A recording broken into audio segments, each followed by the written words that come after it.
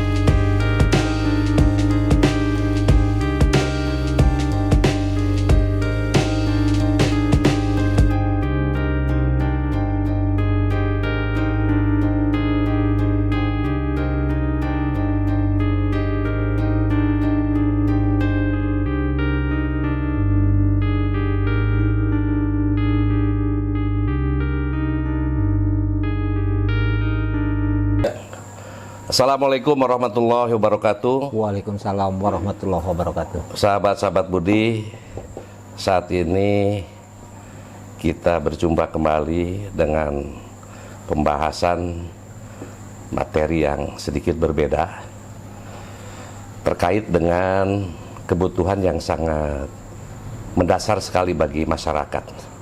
Kita ada kebutuhan sandang, pangan, dan ada juga kebutuhan papan. Artinya menyangkut masalah perumahan. Sahabat-sahabat Budi, selama COVID-19 hampir 2 tahun sekarang. Saat kita ingat 2 Maret gitu mulai ada COVID di Indonesia dan kita juga sama. Tentu ini akan sangat berdampak sekali bagi perkembangan daripada permukiman, kebutuhan permukiman. Sedangkan di sisi lain pertumbuhan penduduk tidak bisa dihindari. Walaupun COVID, saya yakin pertumbuhan penduduk tetap berjalan. Dan ini pasti berbanding lurus dengan kebutuhan permukiman. Pada saat ini kita akan sedikit sharing, berbincang-bincang dengan sahabat kami, dan alhamdulillah sudah hadir di podcast Budi, yaitu Bapak Insinyur Haji Ujang Cukana. Kang Ujang, Sehat. Selamat datang. Sehat. Kang Ujang ini Ketua REI Priangan Timur, Real Estate Indonesia Priangan Timur. Jadi teman-teman para pengusaha perumahan ini berorganisasi REI dari Garut, Tasik Kota, Kabupaten Ciamis, Banjar, dan Pangandaran. Siap. Kang, Siap. saya lebih familiar Kang Ujang aja.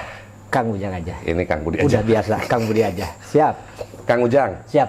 Selama kurun waktu 2 tahun, bagaimana terkait dengan usaha permukiman, kebutuhan permukiman?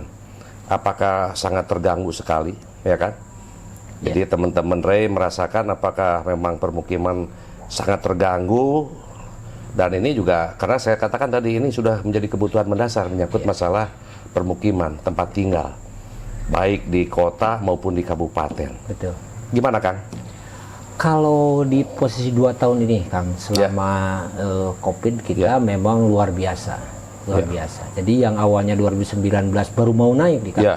Untuk pasir, karena posisi di kota, terutama kota Tasik aja dulu. Kota Tasik memang bentuknya kan terlalu tinggi, Kang. Dengan animo kemarin ekonomi rada bagus. Memang pertumbuhan ekonomi sangat berpengaruh sekali. Iya. Nah, pas Covid itu ya jelas, Kang.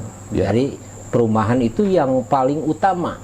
Sebelum memikirkan posisi pakaian, apalagi makanan, pasti perumahan paling akhir. Jadi ya kena imbas lebih paling pertama, Kang. Untuk posisi di properti semua. Dan memang untuk teman-teman kita kan kita selalu diskusi nih, Kang. Setiap meskipun di posisi pandemi saat itu, itu kita sebulan sekali tetap pertemuan rutin, Kang.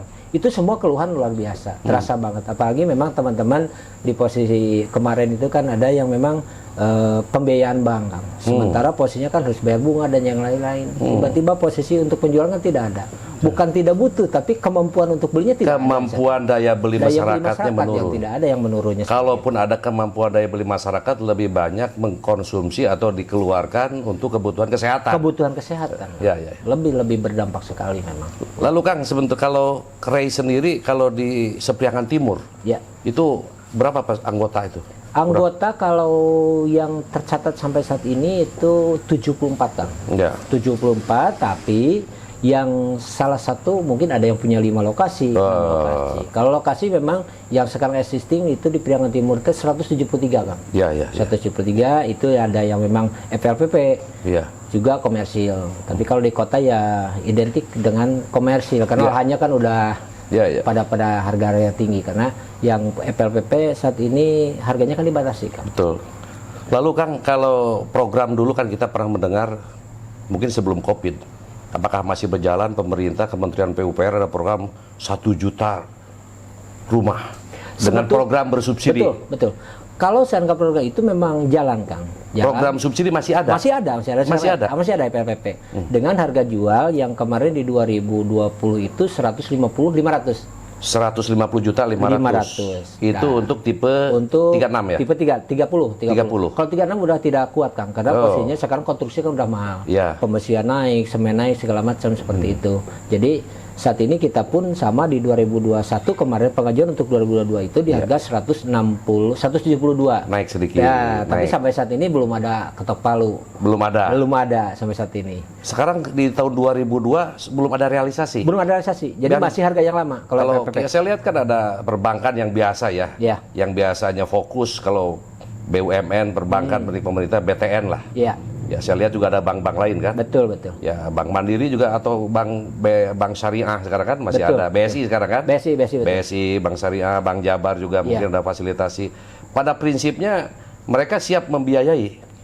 Kalau kemarin di pasca di posisi yang di Covid itu memang tersendat juga. Mungkin di pembiayaan perbankannya juga sama, kan? Seperti itu. Apalagi mungkin regulasi dari posisi pemerintah pusat dengan posisi untuk penyediaannya, untuk pelayanannya itu terhambat juga akan sama. Seperti itu. Dan kemarin juga di posisi 2021 itu cuma sampai November. Desember itu sudah tidak ada. Tidak ada lagi. Iya, tidak ada lagi. Dan baru berjalan kemarin mungkin di posisi Februari awal itu baru berjalan lagi, bisa realisasi. Dan memang sekarang memang kalau bisa berjalan luar biasa karena semua bank sekarang ngikut. BNI ngikut FLPP. Ikut? Iya. BNI, Mandiri, BRI apalagi. BTN apalagi karena BTN ya itu lebih bidangnya waktu itu. Tapi ya sekarang alhamdulillah. Bank swasta juga? Bank swasta bisa. Ikut juga sama? Salah satunya saya punya lokasi di Subang itu kan ada Hanabank tuh. Hanabank itu FLPP. Ada juga. Tapi kalau yang kaitan dengan program subsidi, apakah mereka juga sama? Bank-bank yang lain juga sama? Sama. Jadi tidak hanya di bank tertentu gitu kan? Enggak. Jadi fasilitas itu bisa dimanfaatkan? Bisa dimanfaatkan. Itu rata-rata yang tadi yang tipe 30 berarti luas berapa itu? 60. 60 ya. Jadi kalau lahan itu di posisinya jangan kurang dari 60. Kalau tipe mungkin bisa. Kalau toh memang di sampai 27 mungkin memungkinkan juga. Tapi rata-rata sekarang di 30 dan 60. Tanahnya 60 meter. Kalau jangka waktunya maksimal? 20 tahun. 20 sekarang tahun. Bisa diperpanjang 20 tahun. Kalau kemarin kan rata-rata di 15. Sekarang kalau usia masih muda itu bisa sampai 20. Bisa 20 ya? Tergantung usia kan? Tergantung usia. Apalagi kalau PNS kan, ASN. Oh iya. ASN kan. Betul. Kalau ASN masih ada ini nggak? subsidi apa itu yang dulu itu? BP Tarum. Bapak Tarum. Nah, kalau sekarang BP Tarum itu bukan ditiadakan. Jadi seolah-olah kemarin itu ada pengembalian dari uang muka. Ya, ya. Jadi ada penggantian uang muka sebesar 4 sampai 6 juta kemarin. Ya. Terus Kang, kan ini supaya tahu kan, kalau tadi yang program subsidi, karena saya lihat bagus-bagus juga kan, tempatnya, desainnya juga bagus karena dengan didukung dengan arsitek daripada pengembang gitu kan. Jadi kalau harga tadi 170-an, uang muka paling kecil berapa? Uang muka bisa 5%. Uang muka 5%. Uang muka bisa 5%. Berarti kalau 5% ya kurang lebih 7 jutaan ya. 7 jutaan. 7 juta. 7 juta. Tambah administrasi lain-lain? Ya. Karena posisinya paling tambahannya biaya proses bank. Biaya proses relatif. Karena di situ ada asuransi, notaris. Ya. Biaya itu dikembalikan lagi ke posisi konsumen. Ya, ya. Karena dari pembiayaan dari posisi yang administrasi itu ada setoran pertama juga. Ya, ya. Buat konsumen. Jadi nggak lebih 10 juta? Nggak lebih. Nggak sampai kan? Nggak sampai. Jadi kalau misalnya tadi maksimal itu ada yang 20 tahun itu paling sebulan berapa? Sebulan rata-rata kalau yang harga kemarin itu cuma 1.100.000. 1.100.000. 1.100.000. Nah ini sahabat-sahabat Budi dan seluruh masyarakat di Priangan Timur, kalau bicara kondisi pandemi, tapi yang saya yakin, bicara kebutuhan permukiman ini tidak akan berhenti. Apa yang menjadi alasan? Karena bicara pertumbuhan penduduk pun tidak berhenti. Tidak berhenti. Walaupun COVID saya yakin. Tidak ada minus kalau pertumbuhan penduduk. Betul. Pertumbuhan penduduk itu tetap positif gitu kan? Betul. Apalagi lagi COVID kan banyak di rumah kan? Itu betul. Banyak di rumah. Banyak di rumah kan, artinya bisa berbanding lurus dengan peningkatan pertumbuhan penduduk. Betul. Makanya dulu kalau pakaian juga yang paling ramai baju dasar itu. Ya, bukan baju-baju yang kekonangan, baju-baju yang apalah gitu kan, yang di luar dugaan daster. Kenapa daster? Karena ibu-ibu banyak di rumah. Banyak di rumah. Memang kaharti oge lah, kaharti oge gitu kan. Oleh karena itu saya punya keyakinan pertumbuhan penduduk itu yakin dengan kondisi COVID ini tidak akan turun. Dengan uang mukanya 5%, ya mungkin dengan segala 7 juta ditambah administrasi dan sebagainya mungkin tidak lebih 10 juta. 1.100.000 itu ya insya Allah. Mudah-mudahan pertumbuhan ekonomi tetap bagus ya. Lalu UMK sendiri juga sekarang walaupun kondisi pun ya 2.300.000 ini untuk Kota Tasik ini. Betul. 2.300.000 artinya ini masih di bawah gitu kan. Saya nggak rasional kan. Kalau logikanya nggak masuk, kalau di atas harga UMK nggak mungkin. Betul. Kan? Ya. Tadi disampaikan ternyata pembiayaan pun seluruh perbankan ya kan sudah siap membackup semua. Ya mudah-mudahan lah kita berharap. Lalu kan dengan kondisi seperti kota lah. Pembangunan ini tidak di kota saja, termasuk di kabupaten yang masih luas-luas. Betul. Ini perlu pemerataan pembangunan di setiap wilayah. Kalau seperti kota, ya ada kota Tasik, ada kota Banjar, betul. Timur, yang relatif sangat padat, jalan lahan, dan harapan ini mudah-mudahan kan kita yang namanya tadi kebutuhan permukiman tidak akan berhenti. Apakah ada wacana ini teman-teman? Kalau di kota-kota besar sudah mulai kan? Yang namanya sudah mulai vertikal ke atas. Betul. Karena kalau kita terus perumahannya ke pinggir, menggunakan luas-luas lahan, 3 hektar, 5 hektar, pasti yang namanya lahan pasti habis. Betul. Nah ini, apakah sudah mungkin teman-teman ada pemikiran, gitu kan? Mudah-mudahan nanti ada subsidi atau bukan subsidi lah. Namanya keringanan dalam hal perizinan, kemudahan-kemudahan dari pemerintah dalam rangka memanfaatkan lahan yang mulai naik vertikal, artinya sudah mulai namanya apartemen itu kan. Apartemen sudah gimana kan, ada pembahasan sebetulnya gini. Kalau seandainya posisi kami dari REI Priangan Timur itu kita pernah audit dengan Pemkot sendiri di 2019 kita udah mengajukan. Karena kita pun sama punya peta Kang, punya peta manakala posisi kita landed itu udah lahan di kota udah di mana, udah nggak ada. Sementara kebutuhan itu banyak. Artinya kita mengajukan pada saat itu, tapi mungkin juga berkaitan dengan perizinan Kang. Karena kalau posisi sekarang apartemen cuman kita sebatas 8 lantai atau 10 lantai itu udah tidak ada apa-apanya. Karena tidak akan terhitung dengan posisi berat Kang. Makanya kalau saya akan contoh ya, kita buka juga di Bandung itu posisi ya 20 lah, 20 lantai itu udah bisa. Tapi kondisi saat ini kan perizinan juga mempengaruhi, satu perizinan, dua juga berkaitan dengan tata ruang Kang. Memang tata ruang itu sebetulnya lebih penting, Kang, untuk posisi semua daerah. Artinya apa? Biar semuanya tertata, arahannya jelas. Contoh pemakaman, contoh posisi di mana pergudangan, di mana juga perumahan.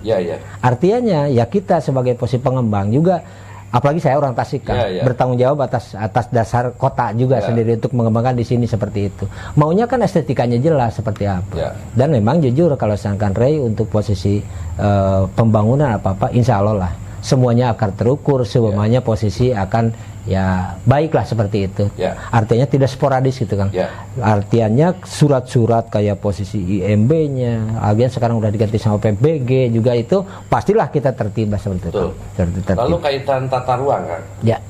Ada kendala sekarang, masih ada kendala? Masih kendala, Kang. Masih kendala. Nah, ini sahabat-sahabat Budi dan masyarakat, jadi saya juga artinya pernah terlibat karena saya pernah mengalami sewaktu-waktu aktif bahwa kita ini sedang, mungkin daerah-daerah lain juga sedang menata tata ruang yang baru. Sama, iya. Karena sini ada RT RW. Betul. Ya, ada RT RW, ada RDTR. RDTR. Nah, ini rencana detail tata ruang. Betul. Dan itu kan misalnya kalau izin prinsip, izin lokasi kan ke RT RW. Betul. Ya, jangan sampai nanti pada saat izin prinsip, izin lokasi kan sering ada kejadian pas mau IMB, ini karena IMB itu harus ngacu ke RDTR. Betul. Nah, itu yang belum bisa nyambung di sana. Sering kejadian. Betul. Kan? Betul sekali. Ada teman betul gitu. sekali. Banyak kasus. Sehingga tidak bisa dibangun. Tidak bisa dibangun. Contoh hanya dari awal. Melihat posisi tata ruang mungkin yang dari awal. Kita mengajukan 10 itu oke. Tiba-tiba kan kita bangun contoh 7 hektar dulu. Ini sebelum itu.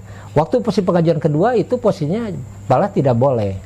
Dan lucunya juga yang kemarin malah ya di kita juga sama. Itu yang existing aja udah jadi lahan hijau. Ini itu kan masalah juga seperti itu. Memang kita juga mendorong ya, kita seluruh pemerintah daerah termasuk pemerintah pusat juga. Artinya bicara tata ruang ini menjadi nyawanya ini. Betul. Jadi kalau kita ingin membangun, mau dibawa kemana daerah-daerah termasuk kita Tasikmalaya, arahnya di tata ruang. Karena melanggar tata ruang pidana, ini nggak main-main. Nah itu yang jadi masalah. Makanya ini kan ke teman-teman Ray, kalau dulu zaman dulu lah, pada zaman Orde Baru lah.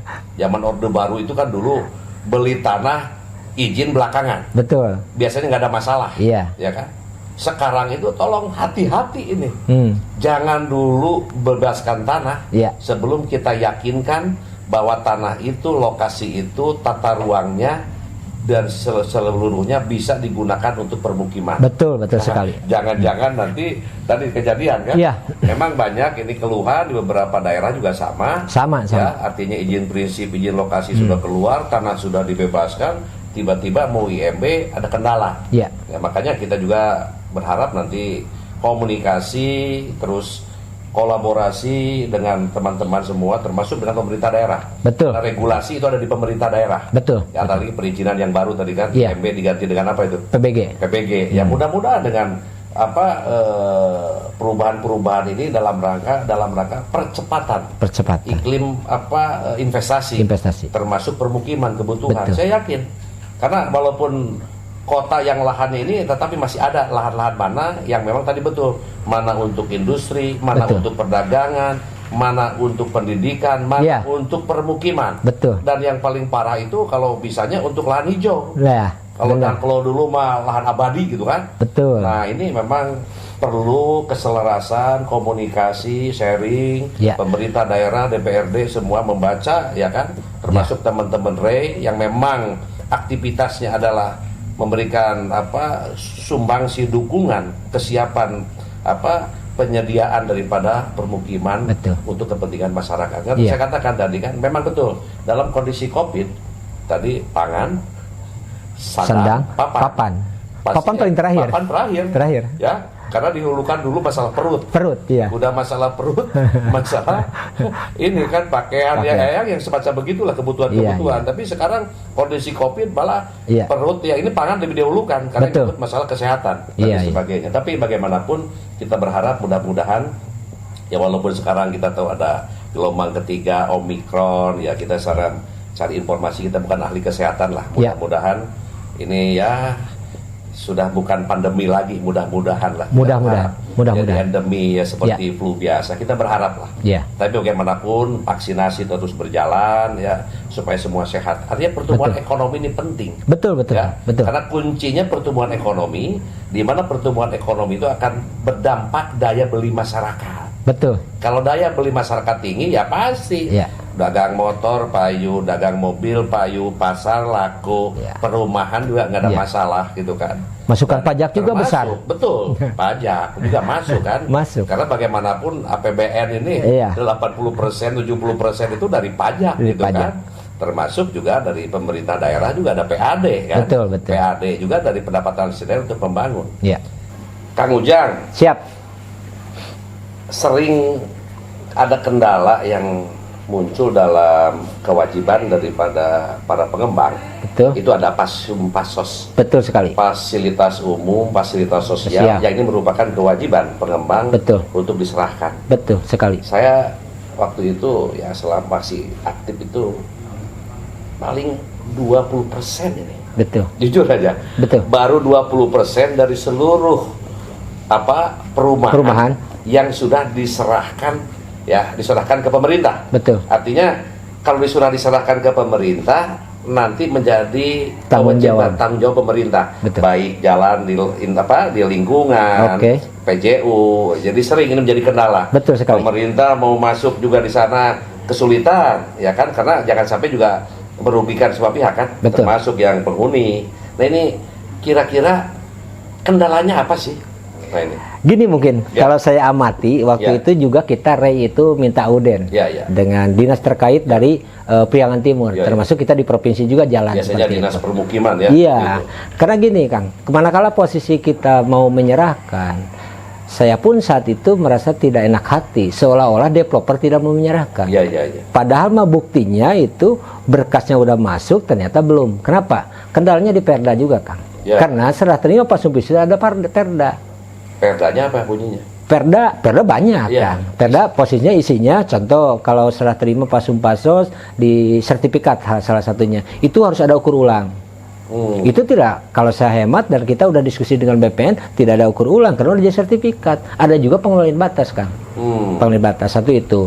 Kedua posisi di perizinan yang keluar di posisi taruhan di tahun 2010. Tiba-tiba sekarang baru diberlakukan 2017 kemarin tahun 2018. Diberlakukan aturan 2018, jaga sinkron kan. Aturannya apa contoh? Contoh gini. Kita mau minta rekomendasi di sub. Di sub itu cuma ngasih buat posisi jalan dan yang lain-lain. Tidak ada harus ada panah untuk penunjuk jalan, tidak ada ring road apa-apa. Sesuai dengan set plan yang tahun itu. Sementara aturan sekarang harus pakai. Siapa yang mau bikin coba kan? Seperti itu. Hanya sama. Contoh perumahannya udah lama. Di situ buat lahan hijau. Ternyata setelah developernya tidak ada, warga inisiatif. Contoh bikin gedung pertemuan, RW atau apapun ceritanya. Itu kalau di Perda itu tidak boleh. Seolah-olah itu developer yang salah. Nah di situ perlu kebijakan kan, perlu kebijakan. Karena gini, logikanya gini aja. Waktu kita pembebasan untuk posisi sertifikat induk, itu kan pasti ngambilnya dari titik nol. Kita pematangan otomatis ada yang tekor. Kita pasang benteng. Benteng itu terang 25 cm kali sekian ratus itu pasti mengurangi kan. Nah, manakala posisi pengembalian di posisi di Perda itu harus sesuai dengan set yang ada. Itu tidak mungkin bisa sinkron. Kita aja nanya ke BPN. Sekarang yang ukur seorang, besok lagi minta diukur yang lain. Itu tidak bisa zero kan. Pasti akan berbeda. Nah, di situ perlu kebijakannya di situ. Dan banyak hal-hal yang lain yang memang diantar di lapangan dengan Perda itu belum sinkron kan. Makanya kemarin kita banyak pertemuan-pertemuan dan memang alhamdulillah udah realisasi. Termasuk ada kuburan kan harus ada. Betul. Dan kuburan lah gitu kan. Betul. Dan kuburan itu dari jauh-jauh hari kita bukan di sekedar daerah kan. Kita di pusat sudah mengajukan. Betul. Termasuk kita posisinya kemarin di daerah kita di Kota Tasik. Saya mengajukan begini. Kita ini posisi pengembang. Tunjukin di mana tata ruang buat posisi pemakaman. Kita bebasin di situ. Nanti manakala teman-teman kita yang bebasin tinggal lahannya udah disiapin. Ke lokasi yang sana biar tidak enak. Perlu di lokasi perumahannya kan. Bisa di luar. Bisa di luar. Nah, karena posisinya mungkin aturan yang kemarin menolak, akhirnya ya tidak bisa diterima kan. Ya, ya. Ya, dan sekarang alhamdulillah karena kita juga berjuang di posisi DPD, juga berjuang di pusat. Sekarang alhamdulillah udah diperbolehkan. Jadi kita kompensasi sekarang kalau misalkan posisi kita bebasin 10 hektar kali 2%, uangnya berapa dikompensasi. Mau dikasihkan ke pemerintah daerah. Nanti pemerintah daerah yang menyediakan. Ya, jadi posisinya nanti bisa saja dari 10 hektar itu harus 20% bukan melihat dari posisi luas tanah, tapi dari nominal yang dijelaskan, dari nilai tanah. Ya. Kadang-kadang kalau misalkan dari kota kita ngebebasin, contoh 1 juta per meter, di sana pembebasan 200.000, ya tidak masalah. Berarti nambah luas nanti di situ, nggak masalah. Bagi kita pengembang tidak ada masalah untuk itu. Yang jelas dari posisi itu 2% dari posisi totalan, baik totalan nominal uang atau totalan luasan kan. Nah ini sama-sama itu jadi ini sudah ada sedikit gambaran karena kita juga sering namanya Pasum-Pasos kan, ada fasilitas umum itu atau ruang terbuka hijaunya di sana. Lalu juga ada kewajiban pemakaman tadi, alhamdulillah. Jadi jangan sampai nanti semua pihak, ya kan kalau ini kalau tidak selesai dirugikan semua pihak kan? Betul. Ya, artinya penghuni sendiri nanti kalau belum Pasum-Pasos itu kan sering ada kendala. Pengembang sudah membuat jalan, tiba-tiba namanya 2 tahun, 3 tahun, 4 tahun ada rusak, mau diperbaiki, artinya pengembang tidak ada, Pasum-Pasos yang belum diserahkan. Ini pasti pemerintah belum bisa masuk ke sana. Belum bisa kan? Baik PJU, termasuk sarana prasarana.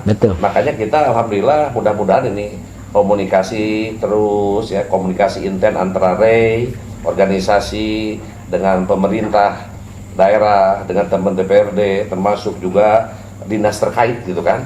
Karena jangan kita ingin semua lancar. Karena permukiman ini kebutuhan, tapi di sisi lain ada hak-hak ya. Ada hak dan kewajiban semua pihak. Nah itu betul ya. Ada kewajiban pengembang, ada hak pengembang juga punya hak gitu kan. Lalu penghuni sendiri, lalu jelaskan regulasi ada di pemerintah dan perizinan. Ya mudah-mudahan lah harapan kami kita bertemu dengan teman-teman para pengembang yang diwakili oleh Ketua REI Bapak Haji Ujang Sukanda ini bisa ke depan ini ada sebuah percepatan. Percepatan selain permukiman juga tadi sesuai tata ruang, lalu juga bicara kualitas ya kan tentu kan. Kalau seleksi alam nanti bisa kelihatan kan. Kalau masyarakat itu semakin banyak pengembang senang sebetulnya. Banyak kompetitor, banyak pilihan. Banyak pilihan. Termasuk saya dengar tadi bank semua masuk sekarang. Kalau kita masyarakat ya sebagai konsumen ya pasti senang. Semakin banyak bank yang ini pasti kompetitor. Artinya mohon maaf suku bunga kan pasti relatif rendah lah. Ini kalau mohon maaf ini informasi saja untuk tadi program yang program subsidi. Ya ini paling 7%. 5% ini murah. Dan itu flat 5%. 5% per tahun itu. Flat itu. 5% flat per tahun. Ini relatif murah. Dan ini bisa dimanfaatkan karena bagaimanapun bicara kehidupan yang menyangkut masalah tempat tinggal jadi penting. Jadi saya pesan Kang sama sahabat-sahabat kami, ya mungkin juga kami ingin terus memberikan support dan dukungan agar pengembangan perumahan ini berjalan seperti biasa, walaupun kita menyadari lah situasi pandemi, beli masyarakat turun, apalagi kan pengembang sendiri kan mungkin ada kreditnya, ada kredit bukan masalah, ada kredit kalau bisa bisa modal kerja juga kan? Iya modal kerja yang semacam ini. Kalau tidak lancar pembelinya bisa keganggu cash flow-nya, ini juga tidak kita harapkan. Karena kalau semua tumbuh baik, pertumbuhan ekonomi dan masyarakat pun paham. Tadi informasi disampaikan bahwa itu bisa sampai 20 tahun. Tergantung usia. 15 tahun, 20 tahun dengan yang subsidi tadi ya, program subsidi hanya suku bunga 5%, mohon maaf suku bunga tadi kalau ke bank syariah juga ada kan? Kalau ke bank syariah sama, setara lah. Kalau bicara ke bank syariah setara 5%. Kalau bank konvensional 5% flat. Kalau bank syariah pasti setara. Setara imbal 5%. Di sana ada marginnya dan sebagainya. Silakan saja nanti pilihan mana. Artinya ini pemerintah sudah memfasilitasi, ya mudah-mudahan ekonomi tumbuh, lalu COVID juga segera berakhir, ini harapan kita semua. Kita sangat ini semua terganggu kan? Termasuk teman-teman REI, saya berharap ya tetap eksis, ya kan? Amin. Siap selalu. Karena ini semua tidak bisa. Kita butuh permukiman, beli ini ada perumahan yang representatif ya, apalagi saya lihat ini luar biasa saya. Ya, setelah infrastruktur di daerah sangat mendukung, artinya pengembangan semua cepat sekali, permukiman dengan desain interior, dan mungkin juga mohon maaf kan salah satu dalam perusahaan itu harus menyampaikan juga arsitek yang punya sertifikat. Oh, jelas kan? Itu aturan kan? Aturan kan? Dan ini juga jangan sampai memang aturan itu diatur sedemikian rupa, artinya bagaimana arsitek ini penting dari mulai struktur itu tidak asal-asalan gitu kan. Sehingga kita merasakan bahwa menyangkut, karena pemerintah itu punya tanggung jawab kan. Pada saat mengeluarkan izin IMB itu diyakini desain konsultan arsiteknya itu betul-betul sesuai struktur aturannya kan, karena ada aturannya. Makanya tadi kalau nggak salah diwajibkan itu harus punya arsitek yang bersertifikat. Gitu. Dan dua, jadi bukan sekedar arsitek, ada juga teknik sipil. Untuk beban itu kan di teknik sipil. Wajib itu. Ya, arsitek untuk tatanan tata ruang segala macam itu. Jadi kita komplit dua-duanya. Untuk ukuran tekanan ketinggian atau tekanan bangunan itu ada sipil itu. Jadi sipil yang menyangkut struktur. Ada, gitu kan? Betul. Ya, lalu arsitek. Nah, pantas jeung teu pantas estetikana, gitu kan? Estetikana, bentukna kumaha, warnana kumaha. Lalu pencahayaan juga bagaimana, itu memang luar biasa. Termasuk juga ya Kang yang tidak, jangan sampai dilupakan juga bagaimana mengatur air bersih. Oh, jelas. Air bersih, limbah, gitu kan. Ini sangat penting, jelas. Dalam aturan itu pasti lengkap, dan ini saya berharap kita semakin profesional karena ini menjadi kebutuhan. Ya.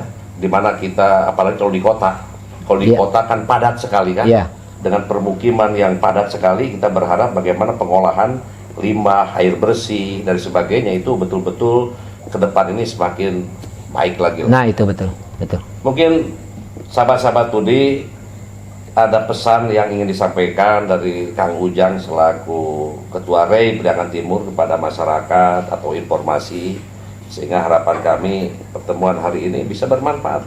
Kita juga baru dengar dari informasi sudah mulai ada, mudah-mudahan berjalan normal kembali. Silakan Kang kalau mau disampaikan. Oke. Untuk masyarakat semua mungkin yang ingin memiliki rumah, karena kita ada keleluasan dengan kerjasama dengan bank, otomatis dengan estetika kita di asosiasi itu pasti terjamin, terjaga buat posisi, dan kekuatan juga terjaga buat posisi keamanan buat posisi masyarakat. Satu itu. Keduanya penambahannya juga buat posisi pemerintah daerah. Baik di Priangan Timur juga termasuk nasional aja. Kami dari posisi REI mungkin siap untuk berkolaborasi, kerjasama demi posisi berjalannya atau posisi demi si daerah ini supaya lebih estetikanya lebih jelas, tata ruangnya lebih jelas gitu Kang. Seperti itu. Karena kalau saya melihat tatanan di kota saja, kenapa tumpang tindih apa-apa ya awalnya itu dari tata ruangnya yang nggak jelas. Ya, jadi mudah-mudahan termasuk di kota Tasikmalaya, saya berharap karena saya orang Tasik, Kang, jadi posisinya tata ruang segera dipastikan seperti apa supaya itu nanti yang tumpang tindih itu udah tidak akan terjadi gitu kan. Terjadi seperti itulah untuk posisi closing di sini. Terima kasih Kang Ujang, sahabat-sahabat Budi dan seluruh masyarakat dan seluruh penonton Budi Budiman Channel. Ini tidak hanya di kota Tasik tapi Priangan Timur, ini karena mewakili Priangan Timur. Artinya saya katakan tadi, kebutuhan permukiman itu kebutuhan sangat mendasar.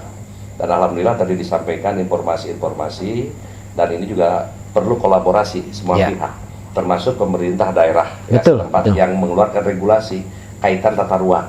Karena saya yakin di manapun, di daerah-daerah manapun ini nyangkut tata ruang.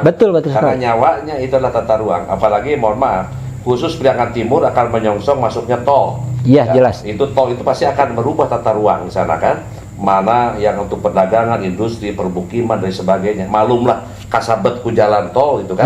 Itu akan bergeser itu semacam ini. Karena bagaimanapun nanti harapan tadi yang para pengusaha REI, bagaimana tata ruang ini sudah ada kepastian, sehingga di mana mereka untuk investasi, di mana mereka bikin permukiman, ini sudah ada kejelasan. Sehingga dalam prakteknya semua proses berjalan cepat, dan ini juga akan dirasakan manfaat oleh semua pihak. Betul. Sahabat-sahabat Budi, demikian mungkin podcast pada saat ini. Ya, terima kasih Kang Haji Ujang Cukanda mewakili teman-teman pengembang yang ada di Priangan Timur, saya selalu ikut mensupport dan mendoakan tetap berkarya. Amin. Siap, karena ini menjadi kebutuhan masyarakat. Betul. Tadi harga juga alhamdulillah 172 juta kalau nggak salah. Ya.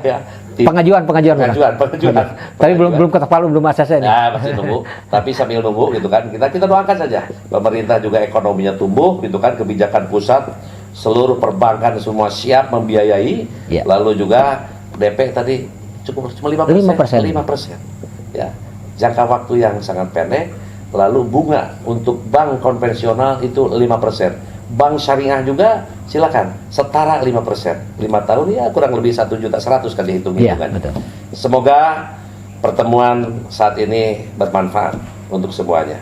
Amin. Terima kasih Kang Ujang dan sahabat-sahabat Budi. Kita akan berjumpa lagi di season yang berbeda bersama ini podcast Budi. Assalamualaikum warahmatullahi wabarakatuh. Terima kasih Kang Ujang. Sama-sama. Oke.